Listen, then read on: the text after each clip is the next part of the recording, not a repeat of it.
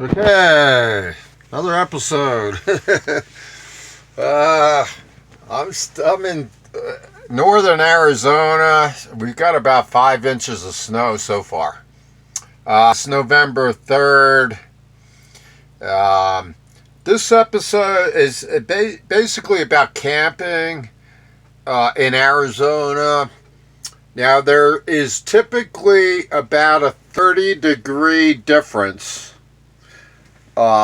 between northern Arizona and the Grand Canyon and Flagstaff area and Yuma and Phoenix, Lake Havasu City.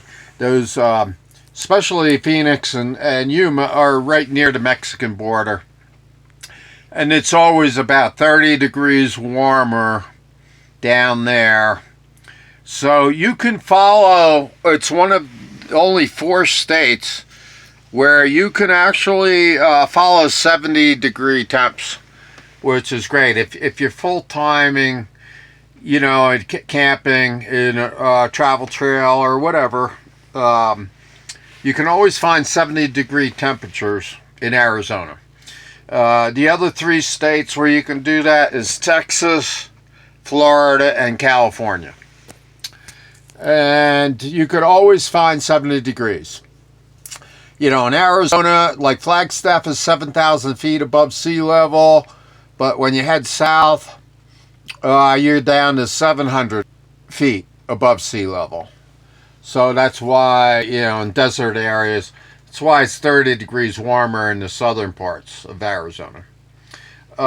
This episode, it's November 3rd. This is the first snowfall. And I'll do a quick walk around on my campsite here. I'm in the Coconino National Forest, which is in northern Arizona. And you also have the Kaibab National Forest up here too. And that goes all the way up to the Grand Canyon. It's broken up in different areas. Okay, I'm running completely off of solar, and because of the snow, I have to keep going out and with my broom, brooming off the snow off of my solar panels. Otherwise, I get no charging, obviously. It's just like if it's a cloudy or a rainy day, your solar panels get covered with snow, that's it, It's a blackout, so I got to go out another time, and I already cleaned them off twice. Okay. Now, in a travel trailer, it's cold out. It's obviously below freezing to be snowing right now. It's snowing.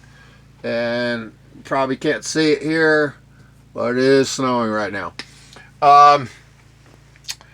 They allow the cows to free graze out here, but the ranchers all knew that the cold weather was coming in. And so they came in the last couple days to round up all the cows and take them somewhere else.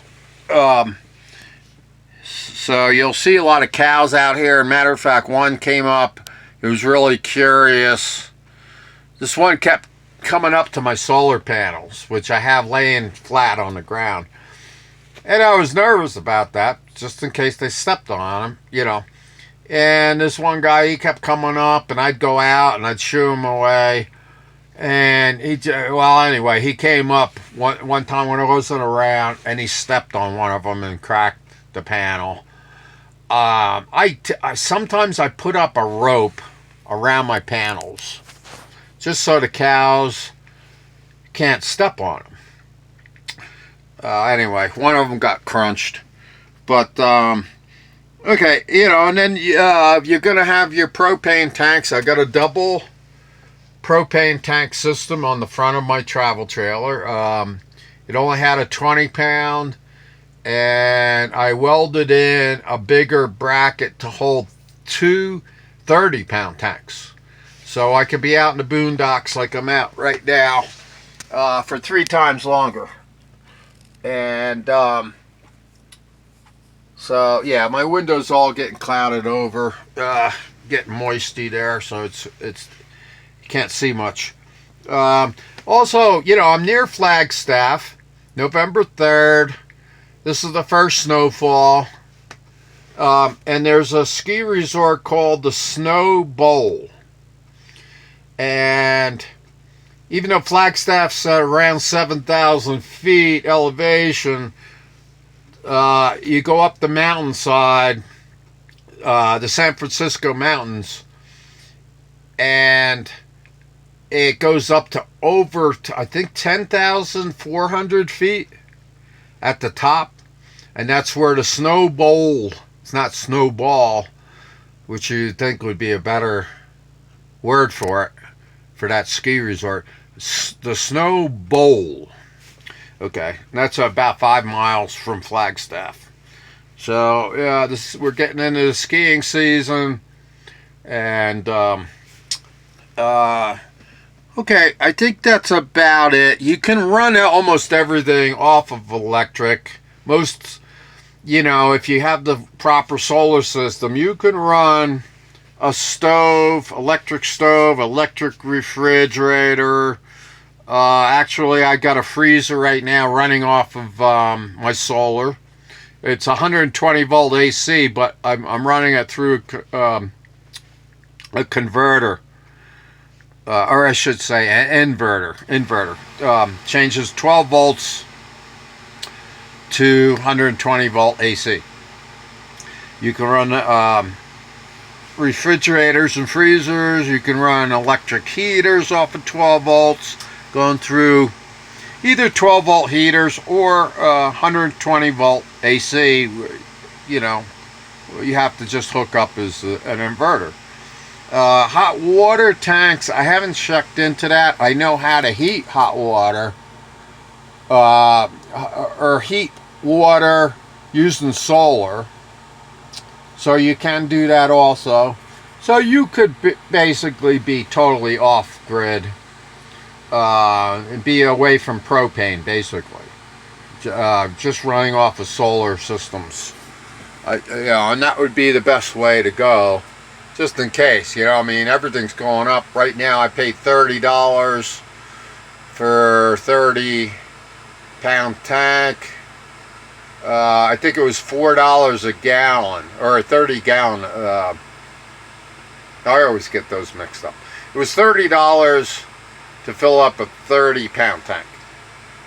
$4 a gallon. So, anyway, I'll just take you outside, show you the snow. It's November 3rd. I'm getting out of here and heading south, down to Yuma. It's like 30, 40 degrees warmer today. Now you can see my solar panels are all covered again, so I'm gonna have to get out my broom and start cleaning these panels off.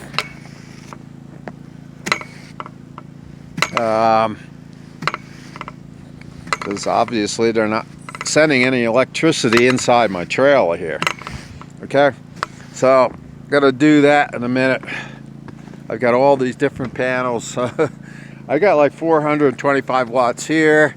I'm not gonna go up on top. I've got another 600 watts up there. Anyway, beautiful out here. It's really nice to be here in November in the snow, and I'm probably the only nut camping out here. Nobody, I think there might be one or two other campers for a few square miles, you know.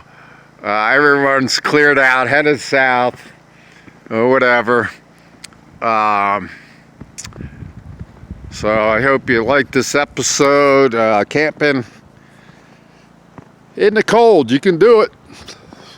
If you got a propane heater, furnace, my water heater, hot water heater's running off of propane, my refrigerator, it's all 12 volt systems, 3-burner stove, it's all running off of propane. But I'd like to be totally off of even propane, because it's getting expensive, like all your heating oils and everything else.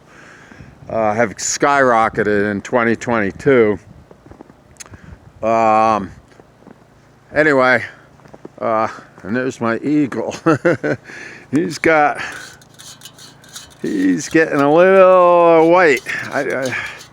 He's getting covered over.